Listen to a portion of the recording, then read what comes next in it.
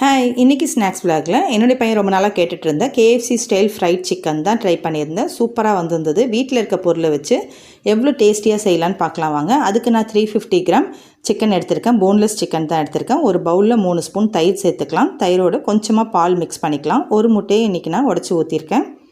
அதில் கொஞ்சமாக மஞ்சத்தூள், 1 ஸ்பூன் மிளகாய்த்தூள், 1/2 ஸ்பூன் இஞ்சி பூண்டு பேஸ்ட்டு, கொஞ்சம் தேவையான அளவு உப்பு சேர்த்துட்டு 1/2 மூடி லெமன் ஜூஸ் இதில் புழிஞ்சு விட்டுக்கலாம். இப்போ அதை நல்லா மிக்ஸ் பண்ணிக்கலாம். மிக்ஸ் பண்ணிவிட்டு இப்போ நம்ம வாஷ் பண்ணி வச்சுருக்க சிக்கனை அதோடு சேர்த்துட்டு அதையும் நல்லா மிக்ஸ் பண்ணிவிட்டு நம்ம ஃப்ரிட்ஜில் ஒரு 2 hours ஊற வைக்க போகிறோம். இது மூடி போட்டு ஃப்ரிட்ஜில் வச்சுருங்க ஒரு 2 hours.